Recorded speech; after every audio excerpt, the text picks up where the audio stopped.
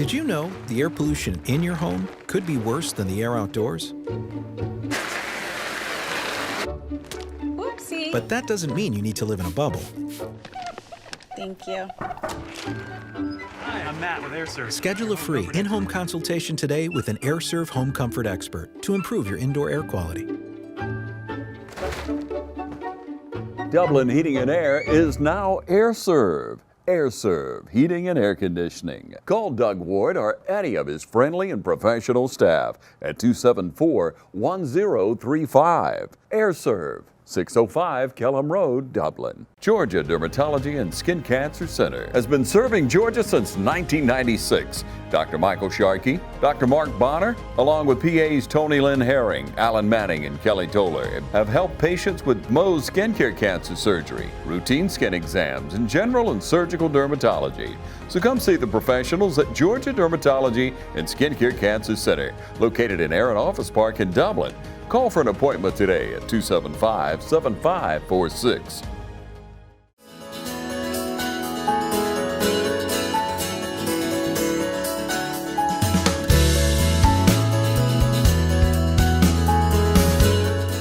Welcome into the studios today, everyone. Dr. Dennis Taylor. You'll recognize him from our community for many years. Doctor, thank you for joining us. We are looking at Alzheimer's Awareness Month, and a few years back you came in and spoke with us about some things to do with Alzheimer's, and we like to take this month out of the year, this time of year, to be able to share with the community some things about dementia and Alzheimer's that'll help our community. We seem to almost be wrought with dementia, Alzheimer's in elderly adults these days, and sometimes not so elderly. Isn't that true? That's very true. A lot of it has to do with our aging population, and people are living longer. We're seeing dementia form, sometimes in early age, but prominently is more of a elderly disease. What's kind of that average, or is there one average age in senior adults that you've seen over time? Or there's really not an average age. People usually start exhibiting symptoms somewhere around 70 or so is usually the guideline for that. Yeah. What we call early onset dementia, which is more specific for younger people, it has to occur before age 50 for that to be like that. Yeah. What are some of the initial signs that you see? Well, sometimes it's hard to pick up on. As we all get older, we all get a little bit more forgetful. Yes. But usually, what families see in a patient is that that they're even more forgetful, and usually it's things that have been more recent. With dementia, the long-term memories are there for a longer period of time, and they persist longer.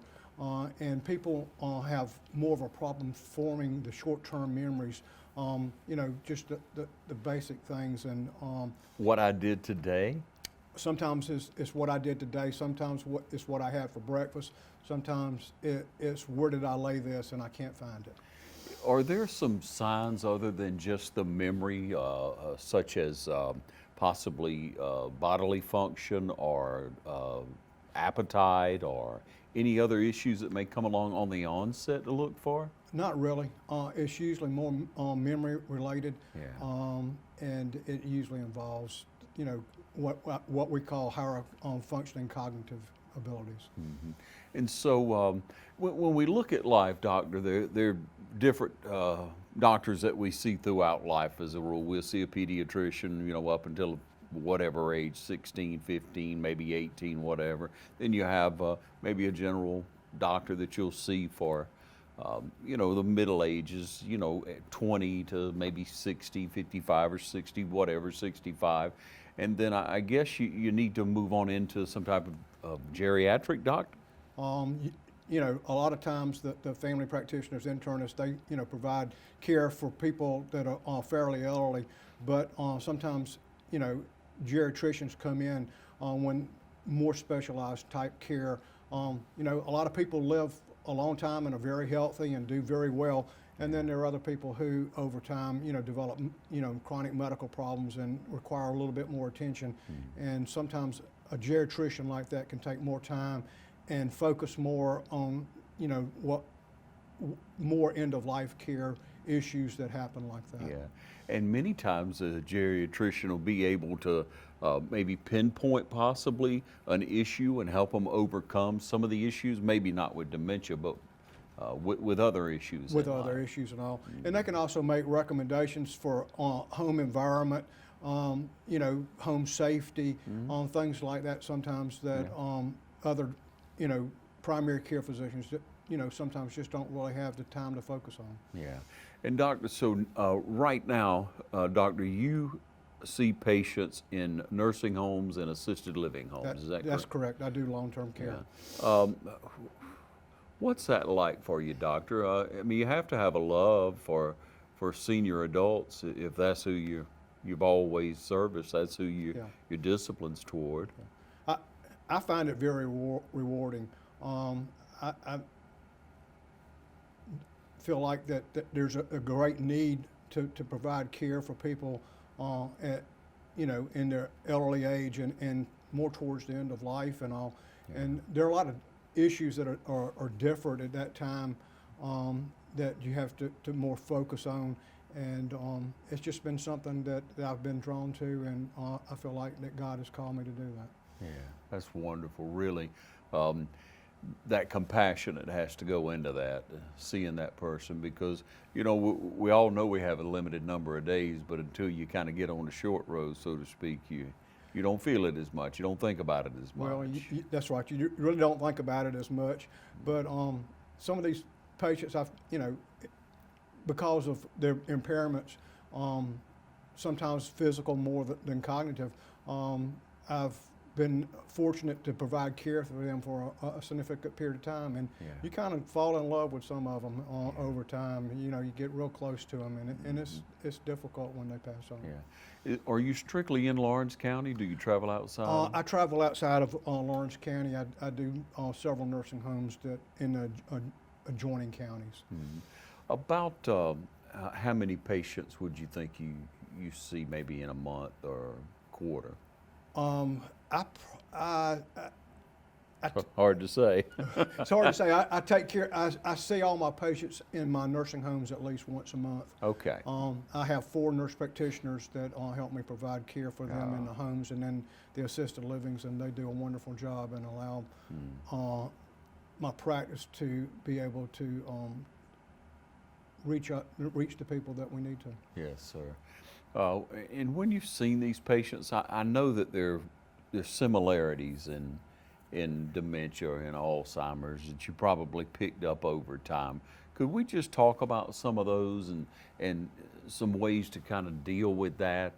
Because I'm sure communication gets a little tougher, and maybe getting them to eat can get a little tougher. But what are some of the things that you see, some things that you've noticed over time that are very similar in most dementia cases? Well, some of the early things that I see in patients with dementia are they have a lack of social skills and graces, for lack of a better term. A lot of them, they start lacking in their personal care, not bathing properly, just their general appearance, and then often they'll get combative with people over just minor issues that we would think, well, why are they so upset? But it's because of their cognitive function, and they're not able to process everything properly, and you see a lot of conflict over that sometimes. Frustrated with it, it would seem. And both parties can get very frustrated at times. And we've talked, with people who've dealt with family members and what have you, and they talk about the sense of humor being important, Doctor. Yes. Be able to laugh about it and not think of that as that was Dad or that was Mom. That's them now, and we have to. And we have, sometimes with their dementia, their beliefs are very fixed sometimes, and there's no reasoning capability.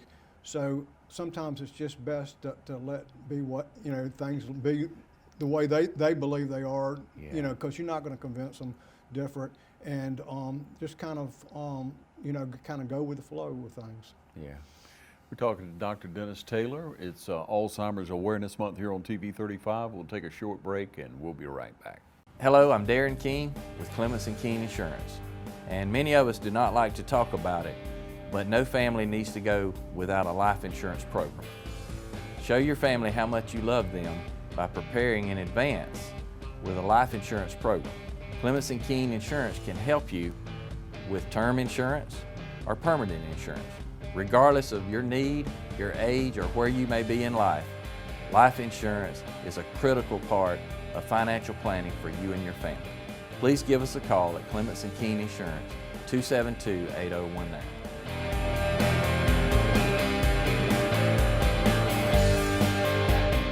Proud to be a part of the Dublin community, Lakita Inn Suites is conveniently located on I-16 at 441 and close to many of our city's major industries and businesses. Lakita offers a prime location with many amenities, including free breakfast, free Wi-Fi, and a beautiful indoor pool. Lakita Inn Suites was voted the best Lakita in the world and a TripAdvisor's Certificate of Excellence. Book your next training class or school at Lakita Inn Suites of Dublin, locally owned and operated. Wake up on the bright side. Well, Doctor, when we look at the cases in home, and a lot of people try to take care of a loved one in the home for so long with the dementia, Alzheimer's, it's quite tough. But it's very admirable for someone to want to take care of a loved one in their home, but there are probably certain things that they need to be aware of going in. Could you share some of those? Yes, you want to be aware of the person's safety, because these people, the patients, they have a lack of safety awareness, and sometimes they think they can do things that they can't. A lot of them, lose ability to walk, without assistance, and because of their memory impairment, they forget that they're supposed to use their walker or a cane to get along. And so it's kind of important to make sure that they have the assistive devices that they need, that the home is uncluttered, that they have a safe environment to be in. And unfortunately, a lot of times as their dementia progresses, they start to wander, and you have to worry about them wandering off, even especially at night, but during the day also. And that can be create a difficult situation there. Yeah. And then as things progress, just providing personal care for that patient, because sometimes we think, oh, they've taken care of that, but they really haven't. On that note, is it a good idea to deadbolt or lock doors inside? I've always wondered that. Is that necessarily the safest thing, or is it? Well, obviously you want a safe environment from a fire standpoint in that, but it's having a controlled environment for them, and sometimes it requires deadbolts on outside doors like that to provide safety for them. Constant monitoring almost, Correct. doesn't it? Yeah. And when we look at the situation of someone, there's no average, you said. There's some people can live for 2 years, some people can live for 20 years with it possibly. Correct. It varies from patient to patient, and a lot of it has to do with some of their other, what I call comorbidities, which is other medical illnesses, whether they have diabetes, heart disease, heart failure. It's according to other factors into that with their dementia. Yeah. Doctor, I notice you're in pretty good shape. You're not overweight in any way. It's very important to take care of yourself, isn't it? It is. People say, well, what can I do to avoid dementia? And what I usually tell people is just try to stay as physically fit as you can. Take care take care of the medical problems that you have. Just don't try to take proper care of them, and also to try to stay socially engaged as much as possible, and try to keep intellectually activities, because the more my idea is the more you stimulate the mind, the more it works, the better it's going to be. The more you stimulate the mind, the better it works, the better you're going to be. I like that, Doctor. And it's so true. You know, they've said for years the crossword puzzles or, you know, Sudoku, whatever it is, you know, the different puzzles you could do. But reading a good book and in this day and time, you know, being able to pull up a challenging video of some kind, a speaker of some intellect and listening to that, I would think that would apply as well. Yeah, any type of stimulation like that where where you're having to process thoughts and develop opinions and work on things. Any type of activity like that is, helps your mind and it keeps it sharp. Yeah. We've heard of people on the opportunity to better themselves and to ensure not falling into any type of hereditary issue of dementia, what have you, to learn to play a piano later in life or a musical instrument or start doing woodworking things. There's something to be said for that as well, Doctor. Correct. Yeah. So, Doctor, as we look across our community, do you see that the issue of dementia, Alzheimer's, do you see it as something that's getting a little worse, or is it about the same?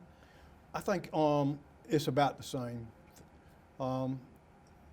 For a while, we saw the life expectancy of people expand out, and during that we saw pretty much an explosion of dementia. But now the life expectancy's kind of stabilized, and so we're kind of seeing a stabilization in the numbers of people with dementia now.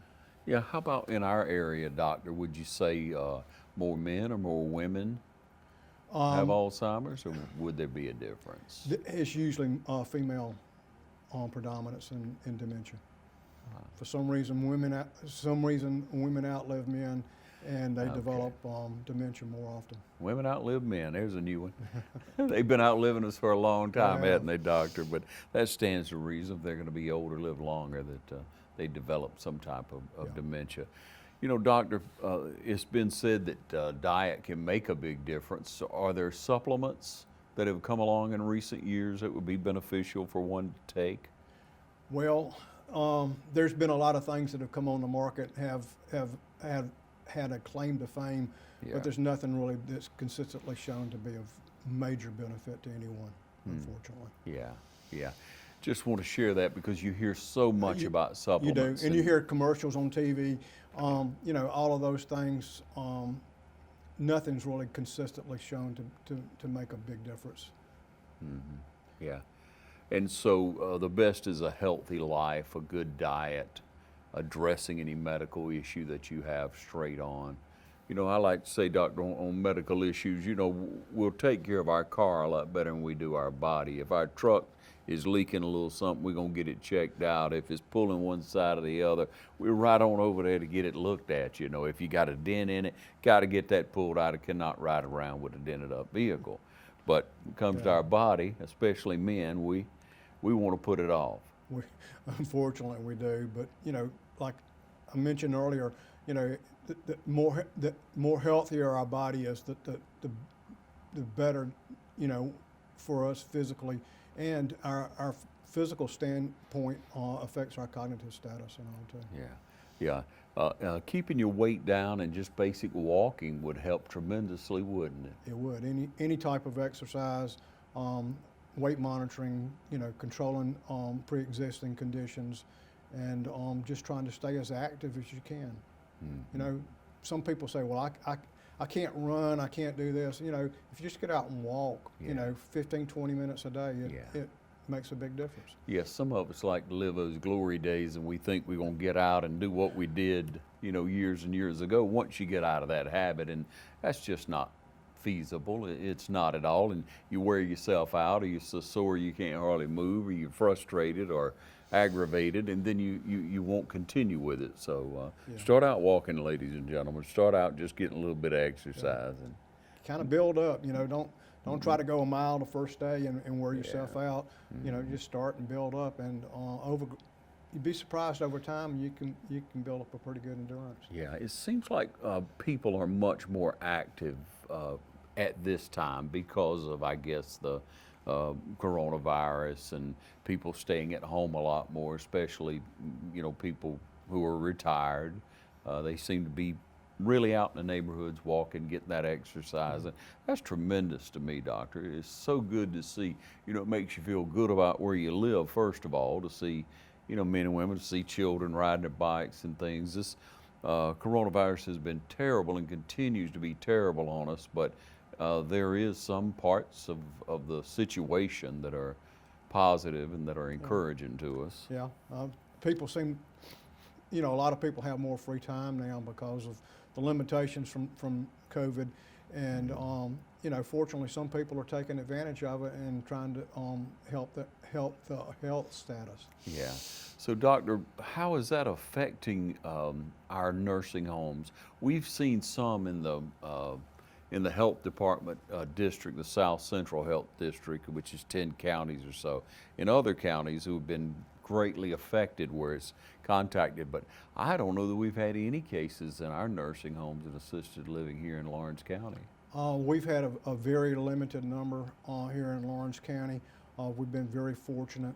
Our nursing homes have done a wonderful job of trying to do the right things. Of course, you know, those right things change just about from week to week, you know, according to what we learn about the virus, its characteristics, and how to prevent, you know, spread and all.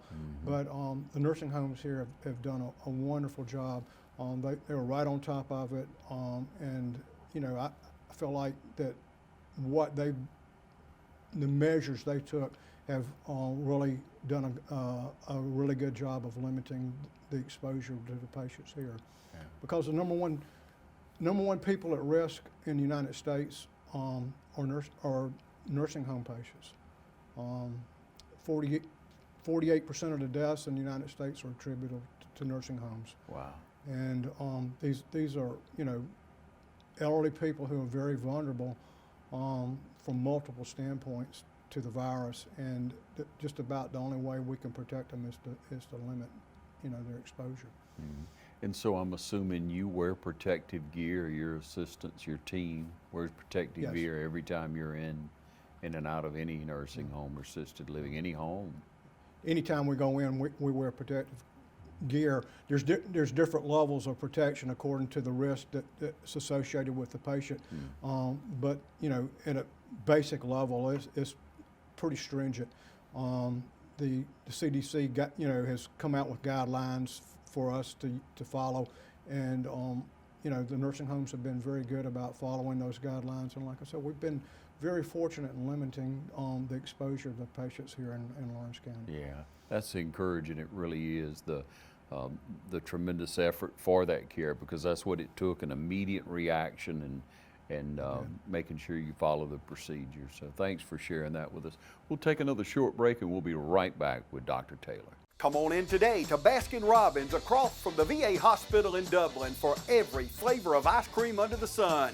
Get it by the scoop or in the deep freeze, and check out our specialty cakes for all occasions. Something fresh is always brewing at Dunkin' Donuts in Dublin. Come in today for a hot cup of coffee, hot chocolate, all-day breakfast sandwiches, candy-flavored ice drinks, and our delicious Dunkin' Donuts. Open until 10 p.m. every night. Dunkin' Donuts and Baskin-Robbins in the Home Depot parking lot, Dublin.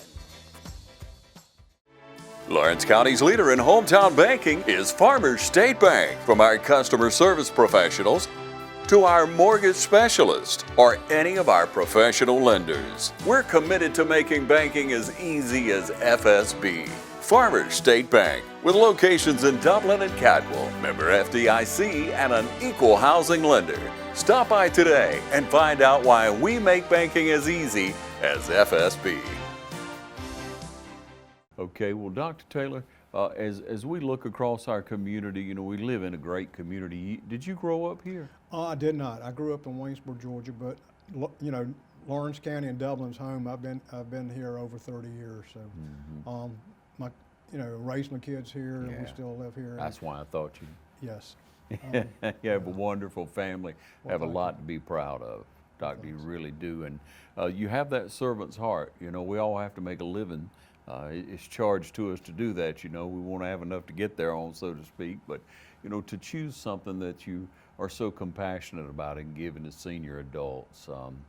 How about support groups in our area? Are you familiar with some of the support groups for Alzheimer's? I know that Alzheimer's Association has worked, but with the virus, it's very limited, isn't it, as to It is. who can meet? You know, a lot of things have changed in our society since COVID has hit, and very quickly.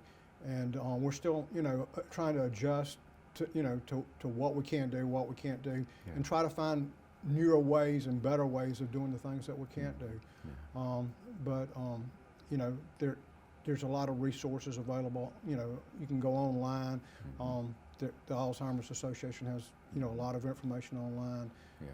And even though the activities that normally occur with, you know, the different support groups and all, that's become somewhat limited because of COVID. But there's, you know, they're trying to figure out ways to get things done that we just, you know, used to take for granted, I guess, or be able to do it at leisure. But so the support is there online, ladies and gentlemen. You can get in touch with someone to get the help.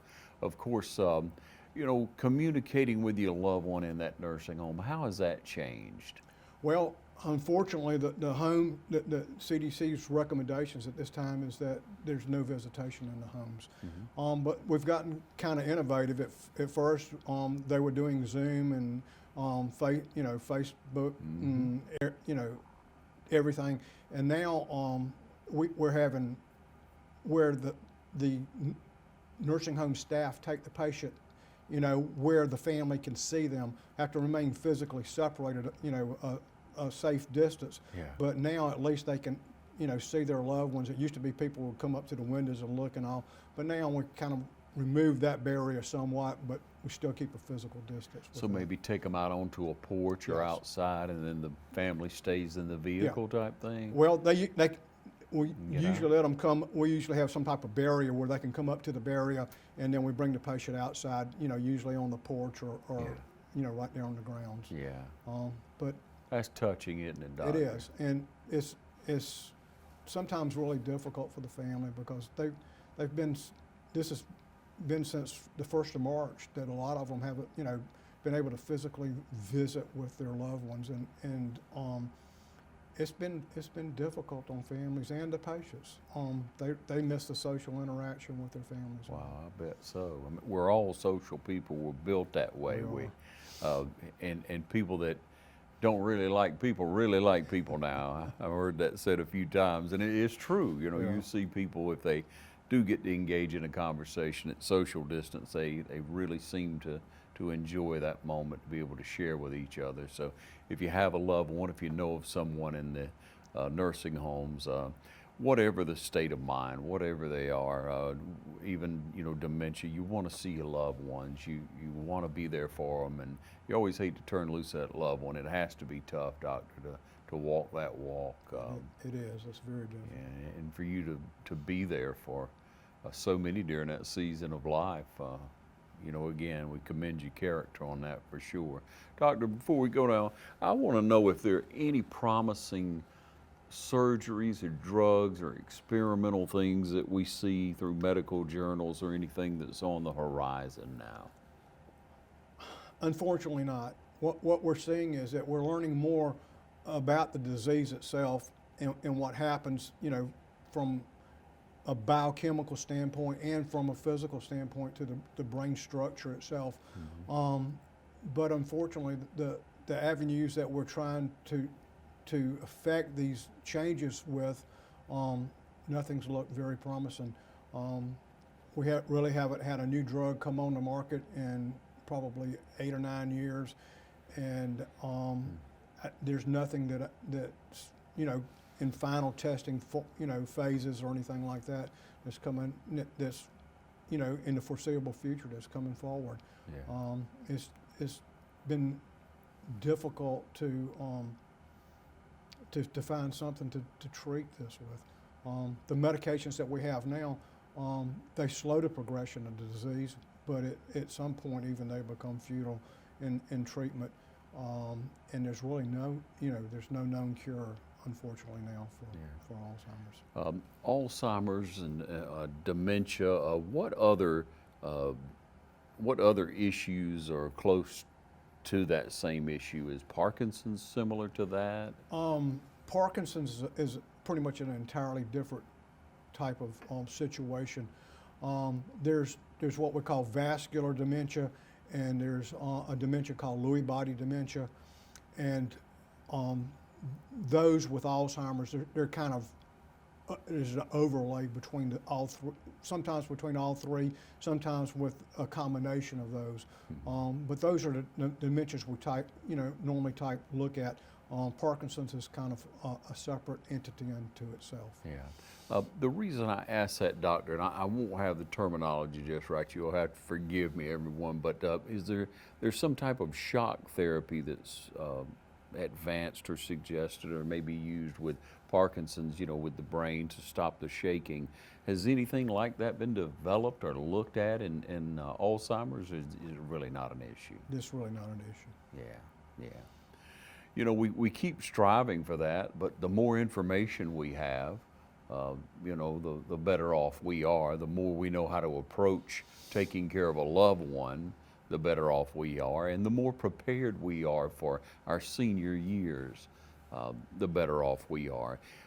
Do you suggest any type of special insurance or anything along those lines for someone when they reach the later years in their life? Should you prepare for senior care?